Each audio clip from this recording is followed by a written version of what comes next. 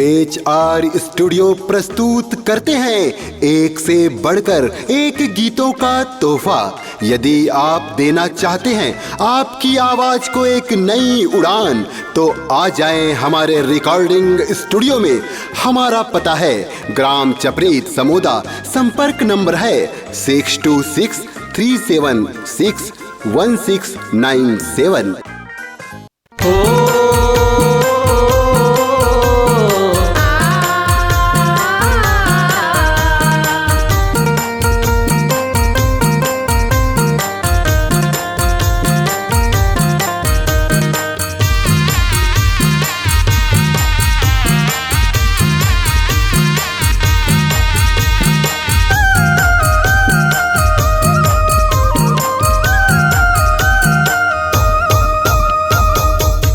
सुगंध बही गिरत पूरी गाँव के, उड़े सुगंध बही गिरत पूरी गाँव के। धन है वो माटी जहाँ जन्म घासीदास के। उड़े सुगंध जोड़ी गिरत पूरी गाँव के। धन है वो माटी जहाँ जन्म घासीदास के। धन है वो माटी जहाँ जन्म घासीदास के। धन है वो माटी जहाँ जन्म घासीदास के। उड़े सुगंध जोड़ी गिरत पूरी गाँव के। धन है वो माटी जहाँ जन्म घासीदास के।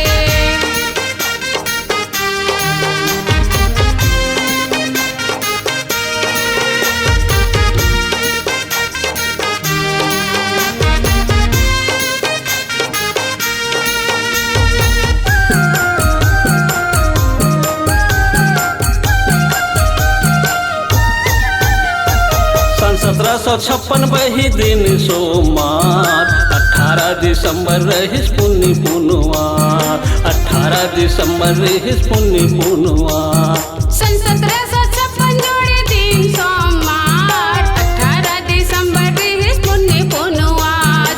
18 दिसंबर रहिस पुण्य पुनवास। दिन सोमवार पुण्य पुनवास। दिन सोमवार पुण्य पुनवास। होवै जयकार बही बाबा जी के नाम के। होवै जयकार बही बाबा जी के नाम के। धन है वो माटी जहाँ जन्म घासीदास के। ओ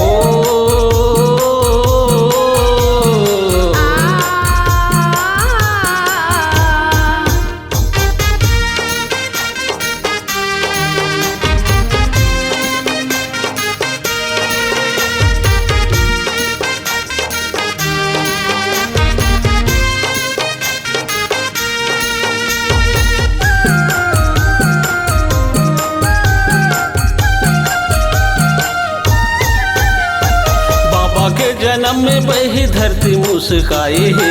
देवता धामी मन गजब फूल बरसाए है। देवता धामी मन गजब फूल बरसाए है। बाबा के जन्म में जोड़े धरती मुस्काए है। देवता धामी मन गजब फूल बरसाए है। देवता धामी मन गजब फूल बरसाए है। धरती मुस्काए है। फूल बरसाए है। धरती मुस्काए है। फूल बरसाए है। होवै जयकार बही बाबा जी के नाम के। धन है वो माटी जहाँ जन्म घासीदास के। ओ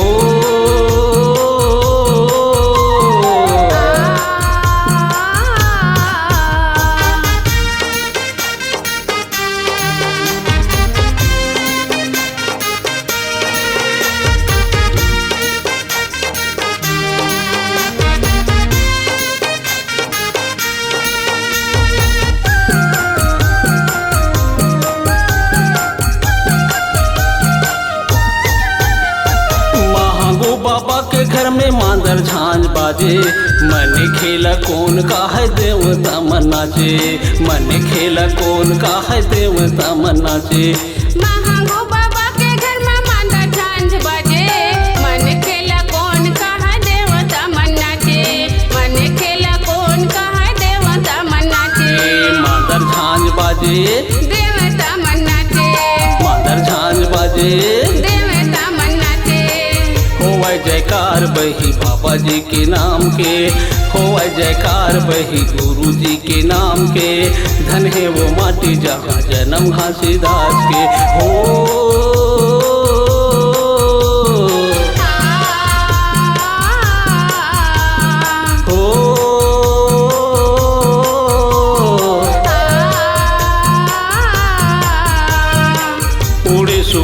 बही गिरपुरी गाँव के, धन है वो माटी जहाँ जन्म घासीदास के।